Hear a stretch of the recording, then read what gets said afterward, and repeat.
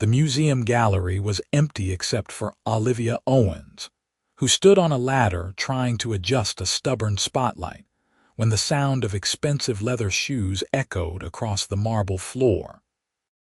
She glanced down to see a tall man in a perfectly tailored navy suit staring up at the Monet she was illuminating, and something about the intensity in his expression made her breath catch. Ethan Whitmore had walked past this museum 1,000 times on his way to board meetings and corporate lunches, never once considering going inside. But this morning, something pulled him through those doors, perhaps the weight of another sleepless night spent reviewing acquisition reports, perhaps the growing emptiness that came with building an empire but having no one to share it with. He had not expected to find anything that would change him. He certainly had not expected her. Olivia climbed down carefully, wiping her dusty hands on her gray slacks. She wore a simple white blouse tucked in, her dark blonde hair pulled back in a practical ponytail.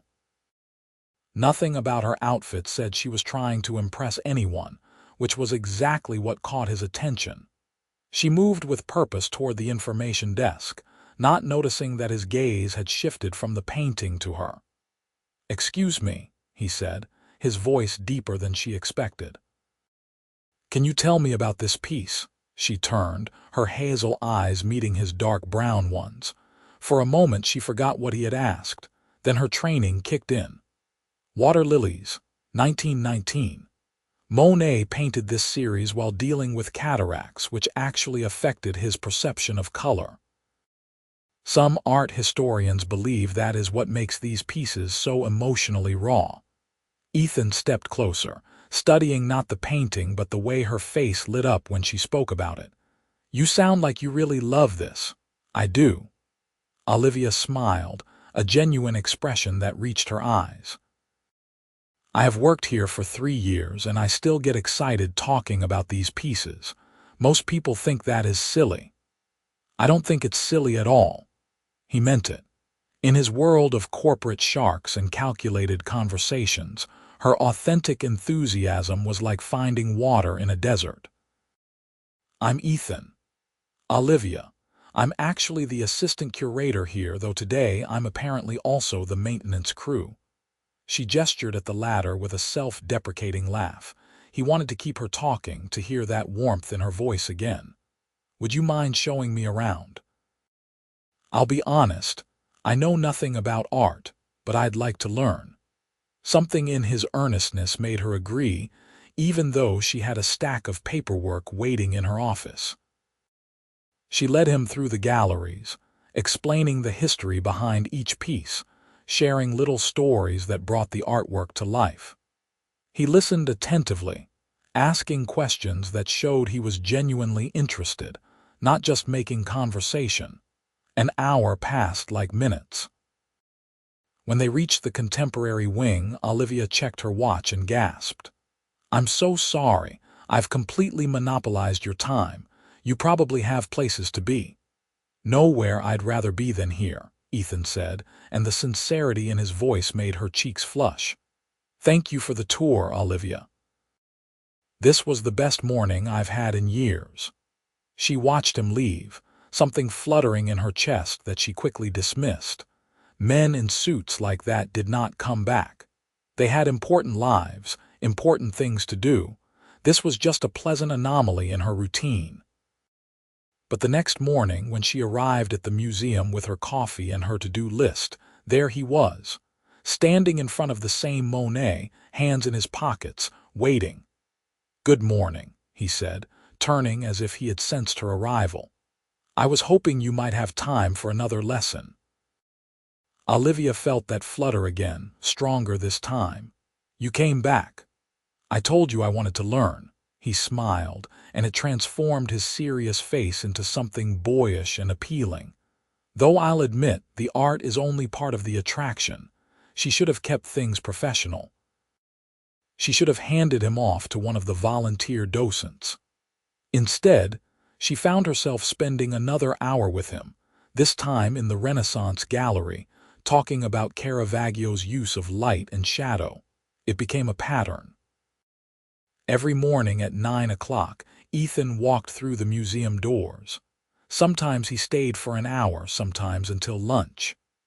Olivia's co-workers started teasing her about her devoted student, but she brushed them off. He was just interested in art. That was all, except it was not all. Ethan found himself thinking about her during board meetings, remembering the way she gestured when she got excited about a particular painting, or how she bit her lower lip when she was trying to recall a specific date.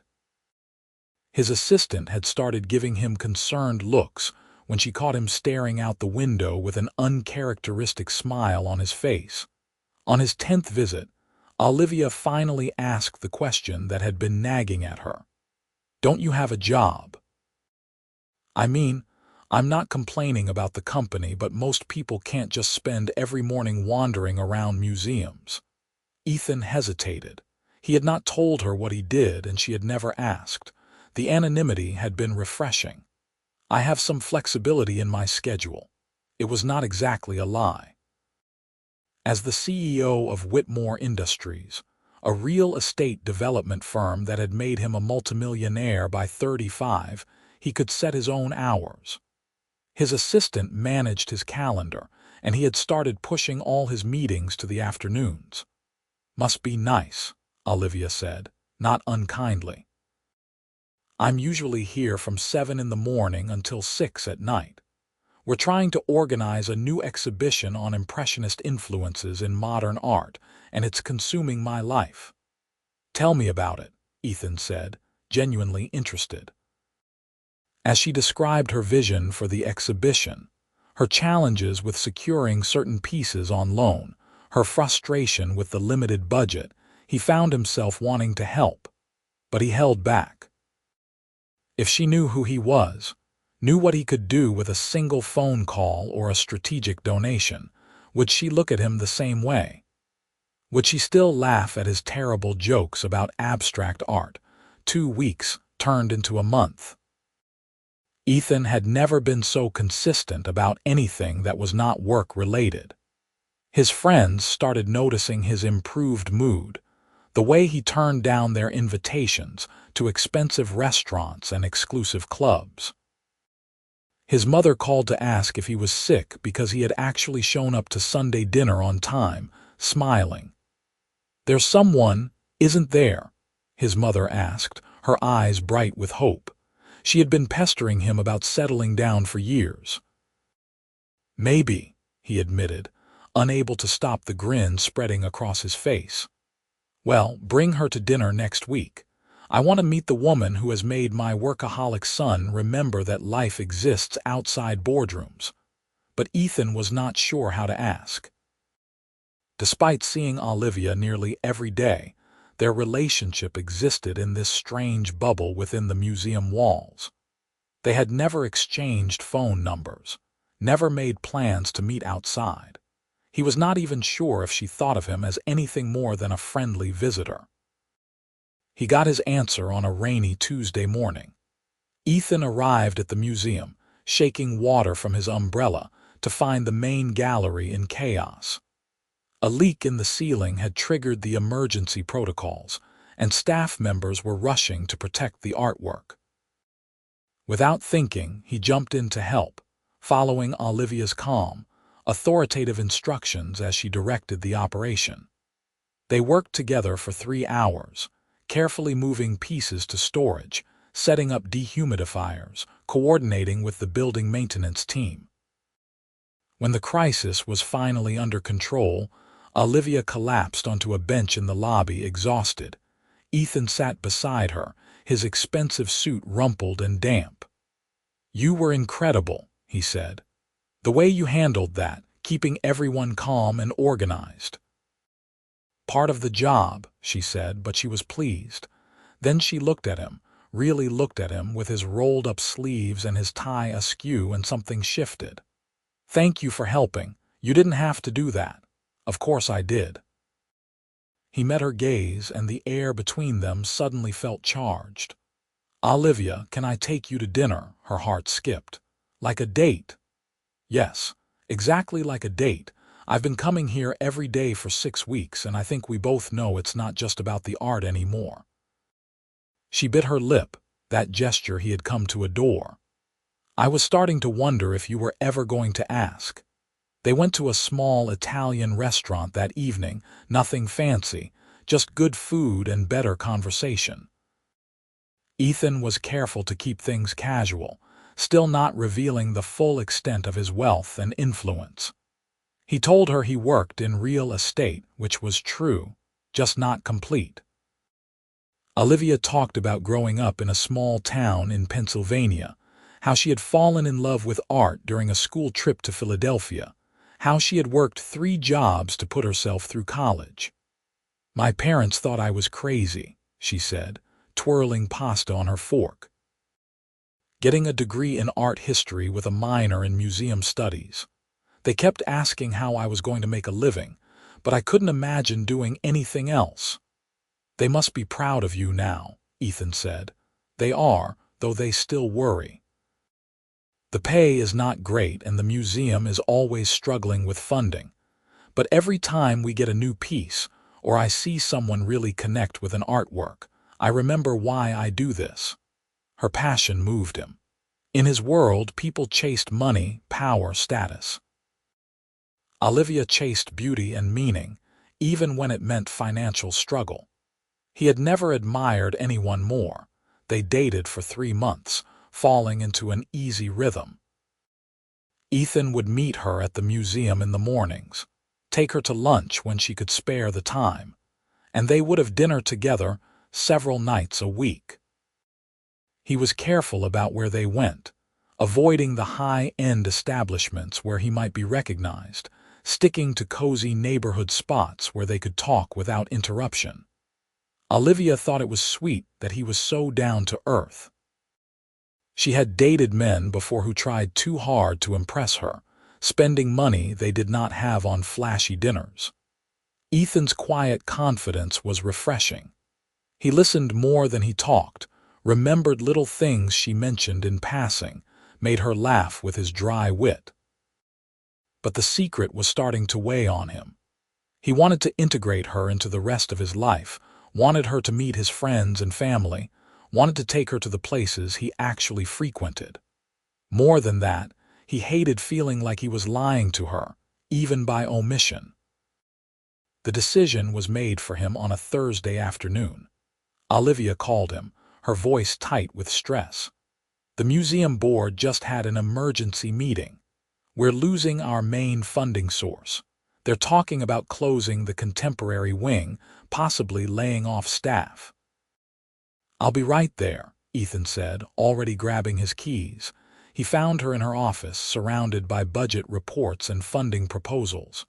She looked up when he entered, and he could see she had been crying. "I'm sorry, I shouldn't have called you at work. I just needed to hear your voice." Ethan pulled her into his arms, feeling her shake against his chest. "Don't apologize. Tell me what happened." As she explained the situation, his mind was already working through solutions. A strategic donation, some calls to his network of wealthy contacts, pressure on the board to reconsider. He could fix this in a week, but if he did, she would find out everything. "We need $500,000 to keep things running for the next year," Olivia said, pulling back to wipe her eyes. "Might as well be $5 million. The board has been trying to court major donors for months with no luck." Ethan made his decision. "Olivia, I need to tell you something. Can we go somewhere private?" They walked to a quiet coffee shop 2 blocks away. Ethan ordered their drinks, then sat across from her, trying to figure out where to start. "I haven't been completely honest with you about what I do." Olivia felt her stomach drop. Here it came. He was married. He was a con artist. He was about to break her heart. "Okay. My full name is Ethan Whitmore. I'm the CEO of Whitmore Industries. We're one of the largest real estate development companies on the East Coast." He watched her face carefully, seeing confusion, then recognition, then shock. "You're that Ethan Whitmore?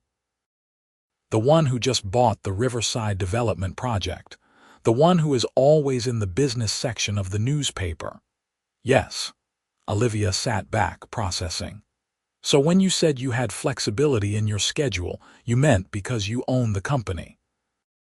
When you said you work in real estate, you meant you're a multimillionaire real estate developer. I'm sorry I didn't tell you sooner. At first, it was just nice to be treated like a normal person. Then we started dating, and I was afraid you'd see me differently.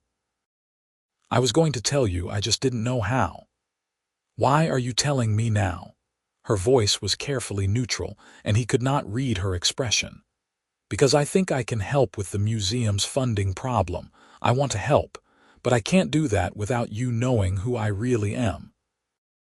Olivia stood abruptly. I need some air. She walked out of the coffee shop, and Ethan followed, panic rising in his chest. Olivia, please let me explain. Explain what? She turned to face him on the sidewalk, her eyes bright with unshed tears. That you've been lying to me for months. That you let me complain about money problems, about the museum's budget, when you could have written a check to solve everything. I didn't want you to think I was trying to buy your affection, Ethan said desperately. I wanted you to care about me, not my money. I did care about you. I do care about you. But who is the you I've been caring about, Ethan? The guy who shows up at museums and takes me to casual Italian restaurants? Or the millionaire CEO who has been slumming it to impress me? The accusation stung because there was truth in it. Both. They're both me. The money doesn't define who I am, Olivia. I'm still the same person who sits with you in the galleries, who listens to your stories, who thinks you're the most incredible woman he's ever met. But you lied about it. I know, I'm sorry. You have every right to be angry. He took a step closer, his voice raw. But please don't let this end us. I'm falling in love with you, Olivia. That's real, regardless of how much money I have. She closed her eyes and a tear slipped down her cheek. I need time to think. Please just give me some space. Ethan watched her walk away, every instinct screaming at him to follow, to fix this. But he forced himself to stay put. He had done enough damage by keeping secrets. The least he could do now was respect her wishes. The next 3 days were the longest of his life. He did not go to the museum, did not call, did not text. He threw himself into work, snapping at his assistant, pacing his office, checking his phone every 5 minutes. His mother called to ask about the girl she had been supposed to meet at Sunday dinner, and he had to admit he had ruined everything. Give her time, his mother advised. If she cares about you, she'll work through this. But Ethan, you need to understand that trust is earned, not bought. You can't fix this with money. He knew she was right. All his life, money had been the solution to problems, but it could not solve this. Only Olivia could decide if what they had was worth fighting for. On the 4th day, she called. Can you come to the museum? There's something I want to show you. Ethan was in his car before she finished the sentence. He found her in the East Wing, standing in front of a painting he had not seen before. It was a contemporary piece, abstract, full of blues and grays that somehow conveyed both sadness and hope. This is my favorite piece in the entire museum, Olivia said without preamble. It's called Unveiled. The artist created it after a period of deep personal crisis. She said it represents the moment she stopped hiding from herself and faced her truth, painful as it was. Ethan stood beside her, waiting. I was hurt that you didn't tell me, she continued, still looking at the painting. But I've spent the last few days thinking about why, and I realized I probably would have done the same thing if our situations were reversed. How many people have pursued you for your money, Ethan? How many relationships have been tainted by it? Too many, he admitted quietly. I can't imagine how lonely that must be, never knowing if someone genuinely cares about you or just what you can provide. She finally turned to look at him, and his heart clenched at the understanding in her eyes. I get it now. You were protecting yourself, and maybe you were protecting what we had, this thing that grew organically without the weight of expectations and dollar signs. I should have told you sooner, Ethan said. You deserve to know. Yes, I did, but I also understand why you didn't. She took a breath.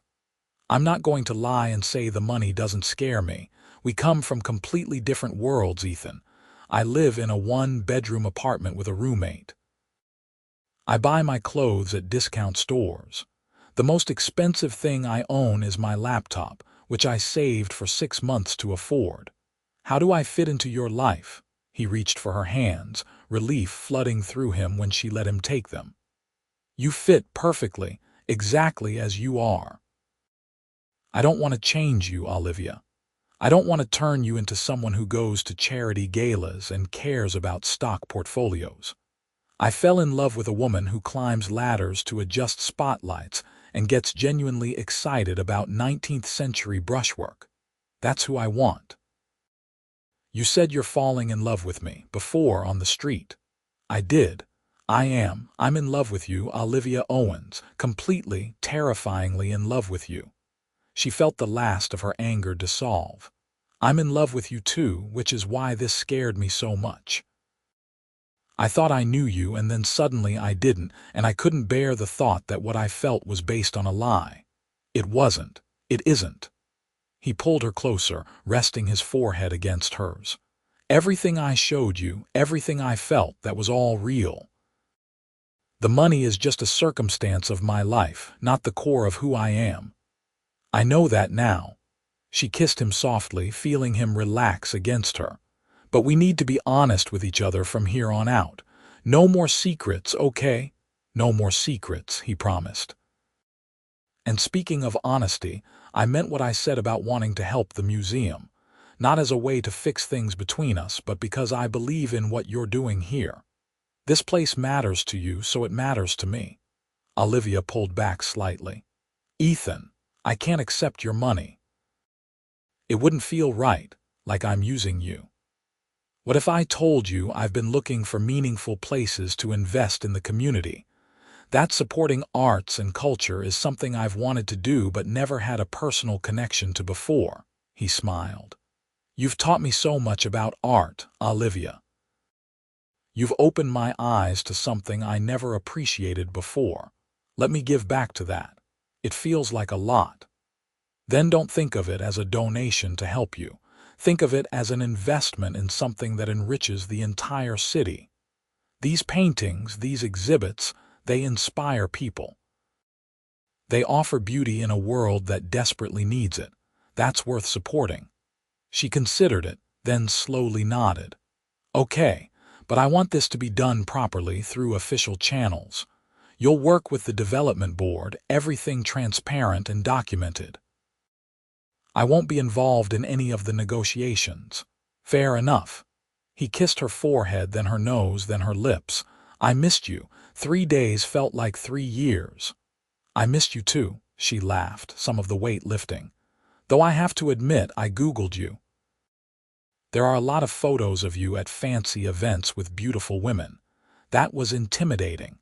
Ethan groaned. Those were work functions, and those women were colleagues or dates for appearances only.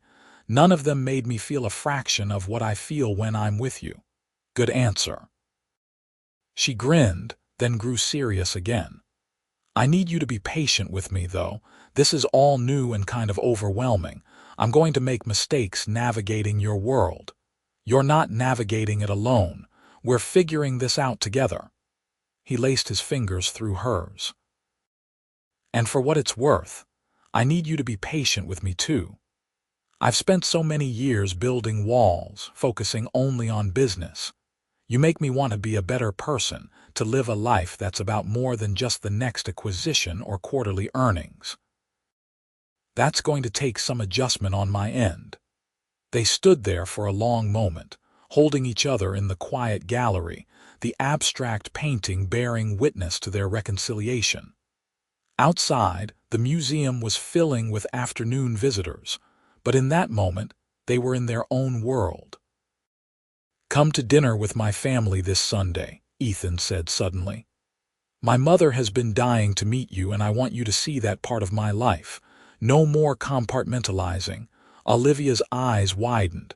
"That's a big step. I know, but I'm sure about you, about us. If you need more time, I understand, but I want you to know that I'm all in." "Okay," she said, feeling nervous and excited at once. "I'll meet your family." Sunday dinner at the Whitmore estate was more intimidating than Olivia had anticipated. The house was enormous, a sprawling colonial with perfectly manicured grounds. She had worn her best dress, a simple navy sheath that suddenly felt inadequate. But Ethan held her hand as they walked to the door, and his touch steadied her. His mother, Margaret Whitmore, was a petite woman with warm eyes and an immediate smile. "You must be Olivia. I'm so glad to finally meet you. Ethan hasn't stopped talking about you for months." "Mom," Ethan said, but he was smiling. "It's true. Come in, dear. I want to hear everything about how you two met." Dinner was less formal than Olivia had feared. Ethan's father, Richard, was a retired banker with a dry sense of humor. His younger sister, Emily, was a pediatric nurse who grilled Olivia good-naturedly about her intentions toward her brother. The conversation flowed easily, jumping from museum stories to family anecdotes to debates about the best pizza in the city. "I have to say," Margaret commented over dessert, "I've never seen Ethan this happy. You're clearly good for him." Olivia felt herself blush. "He's good for me too. He challenges me to see beyond the museum walls, to think about the bigger picture." "She's being modest," Ethan interjected. "She's brilliant at what she does. You should see her curate an exhibit. It's like watching someone compose a symphony." Emily made a gagging sound. "You two are disgustingly cute." After dinner, Ethan took Olivia on a walk through the gardens. The late summer evening was perfect, the air warm and full of the scent of roses. "That went well," he said, relieved. "Your family is wonderful. Your mother showed me your baby pictures." "You were adorable, by the way." "She didn't." He laughed, then grew quiet. "I've brought women home before, but it never felt like this. Usually I'm counting the minutes until I can leave. Tonight I just wanted it to keep going." "Me too," Olivia admitted. "I was so nervous, but they made me feel welcome. Your mom told me she's been worried about you, that you work too hard and forget to actually live your life. She's not wrong. I've been so focused on building the company, on proving myself, that I forgot what it was all for." He stopped walking, turning to face her. "Meeting you reminded me, it's for this. Building something meaningful, creating a life worth living, finding someone to share it with." The next few months were a whirlwind. True to his word, Ethan worked with the museum's development board to secure funding. He not only contributed himself, but leveraged his network to bring in other donors. The contemporary wing was saved, new positions were created, and plans for the Impressionist exhibition moved forward with an expanded budget. Olivia watched from the sidelines, grateful but also determined to maintain her professional integrity. She refused to use her relationship with Ethan to advance her career, which meant continuing to work the long hours and prove herself on merit. It was exhausting, but important to her sense of self. Ethan, meanwhile, was learning to balance his business obligations with his personal life. He started leaving the office at reasonable hours, delegating more to his trusted executives, making space for the relationship. They fell into a routine of weekday dinners at her apartment, where she would cook, and he would help badly, making her laugh with his culinary incompetence. Weekends were a mix of museum events and getting to know each other's friends, blending their worlds bit by bit.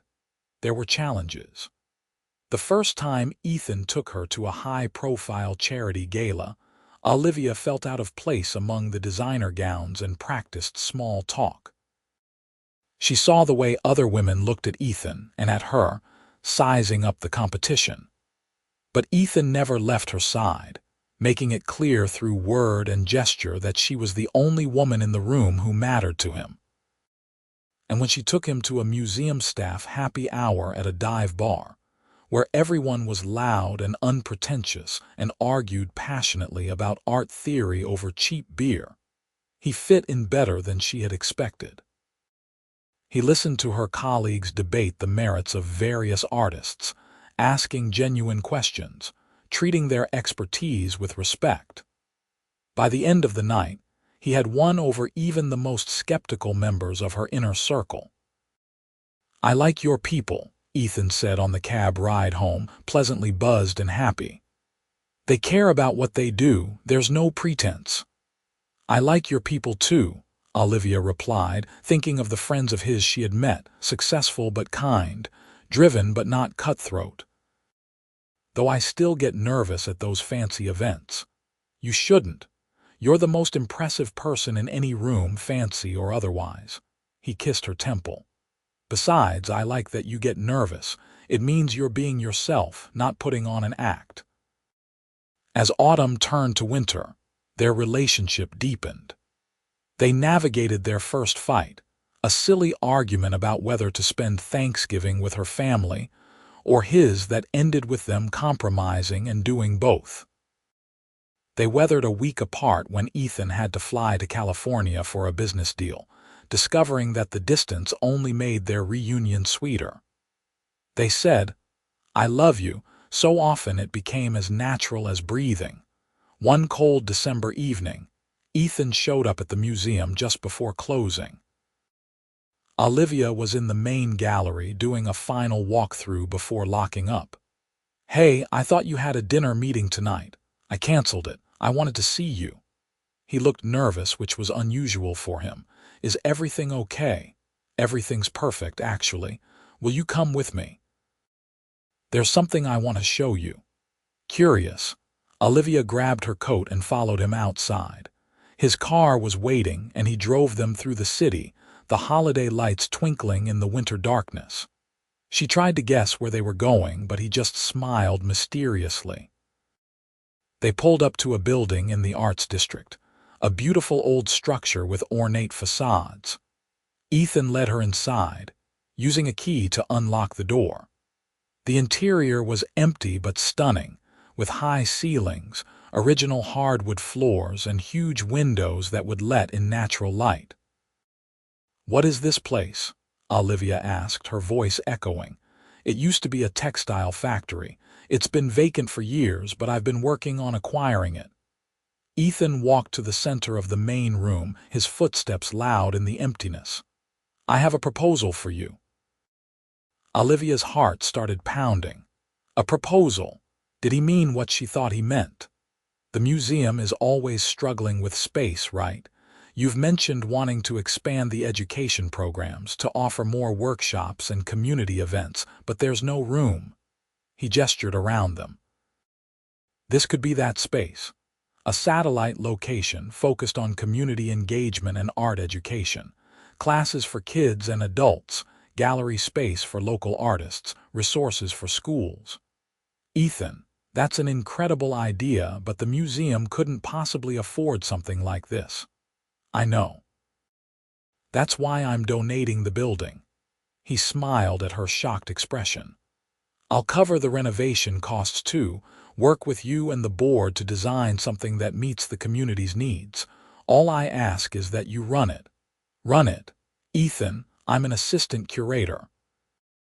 "You're brilliant, passionate, and you understand better than anyone how to make art accessible and meaningful to people. You've talked about wanting to do more outreach, to break down the barriers that make people think museums are only for the elite. This is your chance." Olivia felt tears prick her eyes. "I don't know what to say. This is too much. It's not about you and me, not directly. This is about the community, about creating something that will outlast both of us." He crossed to her, taking her hands. "But I won't lie and say you weren't the inspiration." You've shown me the power of art to change lives, to offer beauty and hope. I want to be part of expanding that impact. You're amazing, you know that. She kissed him, feeling overwhelmed by love for this man who understood her dreams and wanted to help make them real. Does that mean you're interested? Interested? Ethan, this is everything I've ever wanted, a chance to build something from the ground up to really make a difference. She laughed through her tears. Yes, I'm very interested. They spent the next hour walking through the space, Olivia's mind spinning with possibilities. She could see it all. The classrooms filled with eager students, the gallery walls showcasing emerging artists, the community gathered for lectures and events. It was a dream made tangible. As they were leaving, Ethan stopped her at the door. There's one more thing. This isn't the proposal I was most nervous about. Olivia's breath caught as he reached into his coat pocket, pulling out a small velvet box. He opened it to reveal a stunning ring, a sapphire surrounded by diamonds, elegant and unique. Olivia, I know we've only been together for less than a year, but I've never been more certain of anything in my life. You've changed me in ways I didn't know were possible. You've taught me to see beauty, to value passion, to live beyond the bottom line. I wake up every morning grateful that I walked into that museum, that you were there on that ladder adjusting a spotlight. He took a breath, his voice thick with emotion. I don't want to spend another day without knowing you're going to be by my side. Will you marry me? Tears were streaming down Olivia's face now. Yes, yes, 1,000 times yes. He slid the ring onto her finger, then kissed her with all the love and joy he was feeling. She kissed him back, this man who had come into her life unexpectedly and turned it into something more beautiful than any masterpiece in her museum. The ring was my grandmother's, Ethan said when they finally pulled apart. She told me to give it to someone who made the world brighter. That's you, Olivia. You're the light in my life. I love you so much, she whispered. I can't believe this is real. Believe it. We're going to build an incredible life together. He held her close, the empty building echoing with the promise of all they would create. The engagement party was held at the Whitmore estate in January, a mix of both their worlds. Museum colleagues mingled with business executives. Olivia's college friends chatted with Ethan's family, and everyone celebrated the couple's obvious happiness. Margaret pulled Olivia aside at one point, her eyes damp. "Thank you for loving my son," she said quietly. "I've watched him drive himself into the ground for years, thinking success was measured in deals closed and dollars earned. You've given him something to live for beyond work. You've given him joy." "He's given me the same," Olivia replied, watching Ethan laugh with her father across the room. "I never thought I'd find someone who understood my passion for art, who supported my dreams instead of seeing them as impractical. He makes me feel like anything is possible." The wedding was planned for the fall, giving them time to enjoy being engaged and to work on the community arts center. Olivia took a leave of absence from the museum to focus on the project, throwing herself into the planning with characteristic enthusiasm. She worked with architects and designers, met with community leaders to understand local needs, and recruited a team of educators and artists to help develop programming. Ethan watched her flourish, proud beyond measure. She was in her element, leading meetings with confidence, negotiating with contractors, articulating her vision with clarity and passion. This was what she was meant to do, and he was honored to make it possible. They moved in together in the spring, finding a brownstone in a neighborhood halfway between the museum and his office. It was smaller than Ethan's bachelor pad, but felt more like home from the first day. Olivia filled it with books and art, plants and photographs. Ethan contributed his love of cooking, actually learning how to make edible meals under her patient tutelage. Their life fell into a comfortable rhythm. Morning coffee on the back patio, discussing their days ahead. Evenings cooking together, talking about their victories and challenges. Weekends exploring the city, finding new restaurants and parks, or staying in to watch old movies and debate their artistic merit. There were still moments when their different backgrounds caused friction. Ethan occasionally forgot that not everyone could afford to be spontaneous about expensive plans. Olivia sometimes felt overwhelmed by the expectations that came with being engaged to a prominent businessman. But they talked through these issues, learning from each other, finding compromises that honored both their perspectives. The Community Arts Center opened in August, just 6 weeks before their wedding. The ribbon-cutting ceremony drew a huge crowd, with local politicians giving speeches and news cameras recording the event. But for Olivia and Ethan, the real magic came after the formal program ended, when families started flowing through the doors, kids wide-eyed at the art supplies and gallery spaces, adults signing up for classes they had never thought they could afford. "This is incredible," Olivia said, squeezing Ethan's hand as they watched a young girl study a painting with absolute focus. "Look at her face. This might be the moment she falls in love with art. Just like you did on that school trip to Philadelphia," Ethan murmured. "We're creating that moment for hundreds of kids. We're creating it together." She looked up at him, her heart full. "I couldn't have done this without you, Ethan. Not just the financial support, but your belief in the vision, your willingness to listen and learn. You've been a true partner." "That's all I want to be. Your partner in everything." The wedding took place on a perfect September afternoon in the museum's sculpture garden. It felt right to marry surrounded by art, with 200 of their closest friends and family bearing witness. Olivia wore a simple ivory gown that made her look like a work of art herself. Ethan could not take his eyes off her as she walked down the aisle, her father beaming with pride beside her. They had written their own vows. Ethan spoke first, his voice steady despite the emotion threatening to overwhelm him. "Olivia, before I met you, I thought I had my life figured out. I had success, wealth, respect.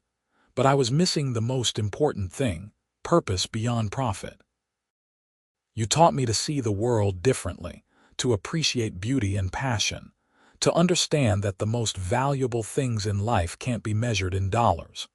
You are my real masterpiece, the most precious treasure I've ever found. I promise to support your dreams, to challenge you when you need it, to laugh with you, cry with you, and build a life that matters. I love you more than words can express, and I cannot wait to spend the rest of my life showing you how much." Olivia was crying before he finished, mascara be damned. When it was her turn, she had to take a moment to compose herself. "Ethan, you walked into my museum on an ordinary morning and made everything extraordinary. You saw me, really saw me, in a way no one else ever had. You valued what I cared about, respected my passion, and never tried to make me into someone I'm not. You challenged me to dream bigger, to believe I could make a real difference. With you, I feel brave enough to reach for things I never thought possible. I promise to be your partner in all things, to support your ambitions while keeping you grounded, to make you laugh when you take life too seriously, and to remind you every day that you are so much more than your accomplishments. You are kind, generous, thoughtful, and you make me happier than I ever imagined I could be. I love you with everything I am." When the officiant pronounced them married, Ethan kissed her like she was oxygen and he had been drowning. The guests erupted in applause, but the couple was lost in their own world, sealed in their promise to each other. The reception was a celebration that blended elegance with warmth. The food was exquisite, the music perfect, but the best part was seeing their two worlds fully merged. Olivia's childhood friends danced with Ethan's business partners. Margaret and Olivia's mother discovered a shared love of gardening and talked for an hour straight. The museum director gave a toast about how rare it was to see two people so perfectly matched, each bringing out the best in the other. Late in the evening, after the first dance and the cake cutting and all the traditional moments, Ethan and Olivia snuck away to the main gallery. They found themselves in front of the Monet, the painting that had started everything. "You remember the first thing you said to me?" Olivia asked, leaning against her husband. "I asked you about the painting, but I was already more interested in you." He wrapped his arms around her from behind, resting his chin on her shoulder. "I knew from that first conversation that you were special. I didn't know you'd become my everything. I thought you were just another bored rich guy trying to seem cultured," she admitted with a laugh. "Thank goodness you kept coming back. I couldn't stay away. You were magnetic." He turned her in his arms, looking into her eyes. "You still are. Every day I discover something new about you to love." They kissed in front of the water lilies, husband and wife, partners in life and in purpose. Outside, the party continued, but they took this moment for themselves, standing in the quiet gallery where their story began. The honeymoon was 3 weeks in Europe, visiting the great museums and galleries Olivia had only read about. They stood in the Louvre before the Mona Lisa, walked the halls of the Uffizi Gallery, marveled at the Sistine Chapel. Ethan saw it all through Olivia's eyes, her expertise and passion bringing each piece to life. And Olivia saw her husband fall even more deeply in love with art, his questions becoming more sophisticated, his observations more insightful. In Paris, they sat at a cafe and watched the world go by, eating croissants and drinking coffee that was too strong but perfectly French. "I could get used to this," Ethan said. "What, being unemployed?" Olivia teased, being present, not thinking about the next meeting or acquisition. "Just being here with you." He took her hand. "I've been thinking about scaling back at work, bringing in a co-CEO to handle day-to-day operations. I don't want to miss our life together because I'm always in the office." "Are you sure? I know how much the company means to you." "It does mean a lot, but you mean more. And I've realized I don't have to choose between success and happiness. I can have both. I just need to redefine what success looks like." He smiled. "Besides, I'm getting interested in real estate development with a social purpose. Affordable housing, community spaces, projects that give back. You've inspired me to think beyond profit margins." Olivia felt her eyes well up again. She had been crying a lot lately, happy tears. "You're going to make me ruin my makeup again."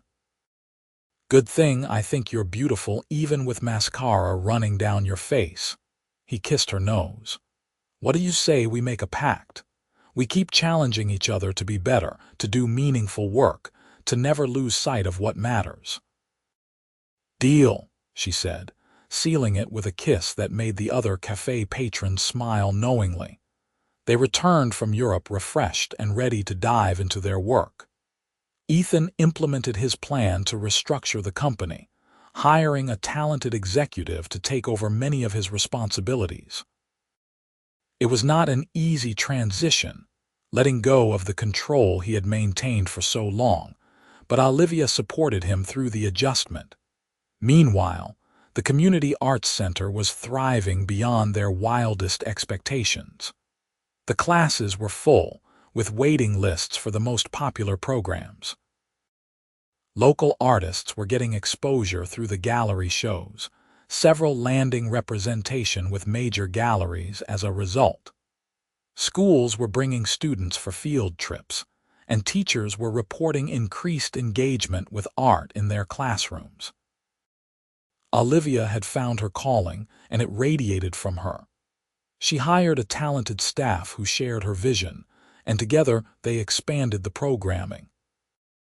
They started a scholarship fund for promising young artists, partnered with social service agencies to bring art therapy to underserved populations, and launched a program that paired established artists with emerging talent for mentorship. Ethan watched her shine, so proud he could burst. At night, she would come home exhausted but fulfilled, and they would sit together discussing the day. He offered advice when she asked, connections when she needed them, but mostly he just listened, understanding that sometimes she needed to process out loud. A year into their marriage, at their first anniversary dinner, Olivia reached across the table and took Ethan's hand. "I want to talk about the future, our future." "Okay," he said, heart quickening. "What about it?" "I want kids, not right away, but in the next few years. I want to build a family with you." She looked nervous, like she was not sure how he would respond. Ethan felt joy explode in his chest. "I want that too. I've been wanting to bring it up but wasn't sure if you were ready. I'm ready to start thinking about it, planning for it. The center is running smoothly now. I have an amazing assistant director who could step up if I need to take time off. And I see you with your nieces and nephews, Ethan. You're going to be an incredible father." "We're going to be incredible parents," he corrected. "Teaching our kids to appreciate art and beauty, to work hard but also to care about more than just success." "God, Olivia, I can't wait." They started trying 6 months later, after Olivia had promoted her assistant director and built up her team even more. It took longer than expected, 5 months of hoping and disappointment before the pregnancy test finally showed 2 lines. Olivia called Ethan at work, unable to wait until he got home. "Are you sure?" he asked, his voice shaking. "I took 3 tests. We're going to have a baby, Ethan." He left the office immediately, not caring about the meeting he was supposed to be in. He found her at home, and they cried together, holding each other and marveling at the life they were creating. The pregnancy was mostly smooth, though Olivia had terrible morning sickness in the first trimester that lasted all day. Ethan hovered, bringing her ginger tea and crackers, rubbing her back when she was sick, feeling helpless but wanting to do something. She loved him for trying, even when she snapped at him to give her space. As her belly grew, so did their excitement. They set up a nursery, painting the walls a soft yellow and filling it with books about art and adventure. Friends threw them a baby shower, and Olivia's museum colleagues gifted them with a collection of children's books about famous artists. Margaret knitted blankets and booties, getting misty-eyed about becoming a grandmother again. Olivia worked until she was 8 months pregnant, finally agreeing to maternity leave when climbing stairs became a challenge. She handed over her responsibilities with detailed notes and confidence in her team. The center would be fine without her for a few months. Their daughter was born on a rainy April morning, arriving 3 days before her due date. Labor was long and exhausting, but Ethan never left Olivia's side, coaching her breathing, telling her she was amazing, crying when he first heard their baby's cry. Emma Rose Whitmore weighed 7 pounds, 4 ounces, and had her mother's hazel eyes and her father's dark hair. She was perfect. Ethan held her for the first time and fell completely apart, overwhelmed by love and responsibility and wonder. "She's so small," he whispered, terrified he would break her. "You're doing great," Olivia assured him from the hospital bed, exhausted but radiant. "She already loves you, see how she's looking at you." Emma was indeed staring up at her father with wide, unfocused eyes, her tiny hand wrapped around his finger. Ethan felt his heart expand in ways he had not known were possible. "Hi, Emma," he said softly. "I'm your dad. I've been waiting so long to meet you." Olivia watched them, tears of joy streaming down her face. Her husband and her daughter, her family. Everything she had ever wanted was right here in this room. The first months of parenthood were harder than either of them had anticipated. Emma was colicky, crying for hours at a time for no apparent reason. They took turns walking her, bouncing her, singing to her, anything to help. Ethan worked from home as much as possible, and Olivia extended her maternity leave, neither of them willing to miss these early months despite the exhaustion. Their parents were lifesavers, coming over to give them breaks, offering advice and support. Margaret held Emma while Olivia took a much-needed nap, and Richard insisted on cooking meals for them weekly so they did not have to worry about dinner. Slowly, they found their rhythm. Emma's colic improved, and she started sleeping in longer stretches at night. They discovered she loved looking at the art books they had bought, her eyes tracking the colors and shapes. Olivia would hold her in front of paintings, describing what she saw, and Emma would stare intently, as if understanding. "She's going to be an artist," Olivia declared one afternoon as Emma gummed a bored book about Van Gogh. "Or an art critic," Ethan added, watching his daughter study the page with serious concentration. "Either way, she's brilliant. We might be biased. Definitely biased." "Also definitely right." He kissed Olivia's temple. "Thank you for her, for our family, for this life." "Thank you right back." She leaned into him, Emma between them, their little family of 3. "I never imagined I could be this happy." When Emma was 6 months old, Olivia returned to work part-time, easing back into her role at the arts center. She had been nervous about leaving her daughter, but their nanny was experienced and kind, and Ethan's flexible schedule meant Emma was never far from a parent. Olivia found that the balance of motherhood and work actually energized her. She loved her job, but she also loved coming home to Emma's gummy smile and eager arms. Ethan had fully embraced his scaled-back role at the company, and it was working beautifully. His co-CEO was talented and capable, handling the day-to-day decisions while Ethan focused on strategic direction and the social responsibility projects he had become passionate about. He was making less money than before, but he was infinitely richer in the ways that mattered. They celebrated Emma's first birthday in the museum's sculpture garden, the same place they had gotten married. Emma smashed her cake with gleeful abandon while grandparents and friends looked on adoringly. Olivia and Ethan watched their daughter, then looked at each other, communicating without words.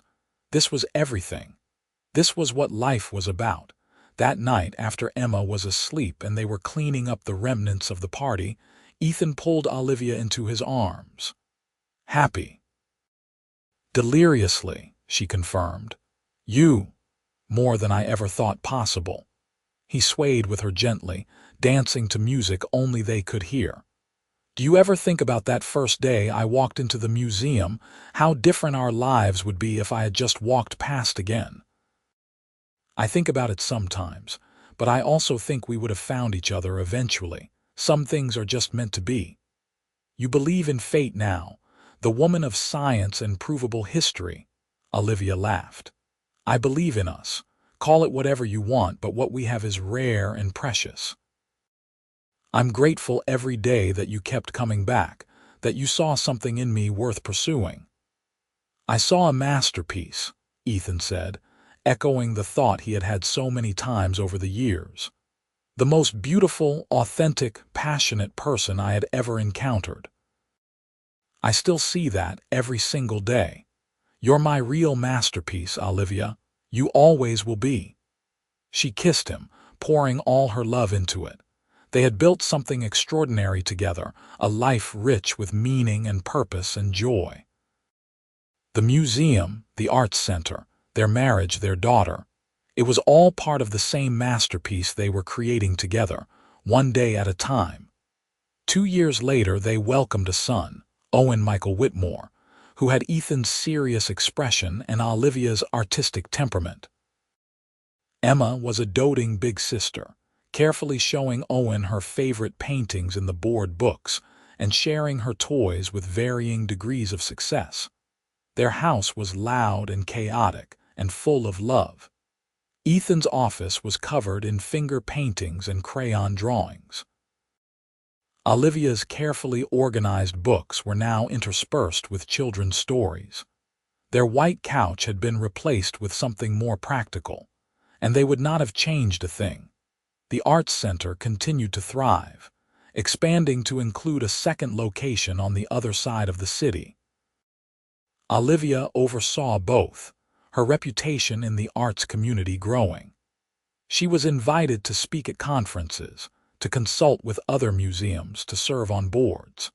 She said yes to the opportunities that aligned with her values and no to everything else, having learned the importance of boundaries. Ethan's socially conscious development projects were also succeeding, proving that doing good and doing well were not mutually exclusive. He had created affordable housing that was also beautiful and community-focused, bringing art and green spaces into neighborhoods that had never had access to such amenities. His company was thriving under the new leadership structure, and he was proud of what they were building. On their 5th wedding anniversary, they returned to the museum's sculpture garden, just the two of them. They had left the kids with Margaret for the evening, needing some time to reconnect as a couple. They sat on the same bench where they had kissed on their wedding day, watching the sun set over the sculptures. 5 years, Olivia mused. It feels like yesterday and also like forever. Best 5 years of my life, Ethan said. Even the hard parts, the sleepless nights and the stress and the challenges, I'd do it all again in a heartbeat. Me too. She rested her head on his shoulder. I was thinking about the story we'll tell our kids someday about how we met. How you kept coming to the museum every day until I agreed to show you around. I'll tell them I took one look at their mother and knew my life was about to change, Ethan said. That she was standing on a ladder, completely in her element, and I fell in love right then and there. You did not fall in love right then. Maybe not love, but something close, recognition maybe, like my soul knew yours before my brain caught up. He tilted her chin up to look at him. I know that sounds corny. It sounds perfect. She kissed him softly. I'll tell them their father taught me that love doesn't have to make sense. It just has to be real. That the right person will see you for who you truly are and love you not despite your quirks, but because of them. They stayed until the museum closed, talking and remembering and dreaming about the future. More kids, maybe, though 2 felt like plenty at the moment. Travel, definitely, taking Emma and Owen to see the great museums of the world. Growing old together, watching their children grow, building on the foundation they had laid. As they walked out of the museum hand in hand, Ethan paused at the entrance, the same spot where he had first walked in all those years ago. Best decision I ever made, walking through these doors. Best decision I ever made, saying yes to dinner, Olivia countered. We're both right. He grinned, that boyish expression she loved so much. We're pretty good at this, you and me. The best, she agreed. They walked into the cool evening air, toward their car, toward home, toward the life they had built together. Behind them, the museum stood solid and beautiful, full of masterpieces collected over centuries. But the real masterpiece was not hanging on any wall. It was walking out the door, hand in hand. 2 people who had found each other against the odds and created something more beautiful than any painting could capture. It was in the laughter of their children, the dreams they shared, the quiet moments of connection that sustained them through everything. The masterpiece was their love, growing and evolving, becoming more precious with each passing day, and it was far from finished. They were still creating it, still adding brushstrokes, still discovering new dimensions. The best parts were yet to come,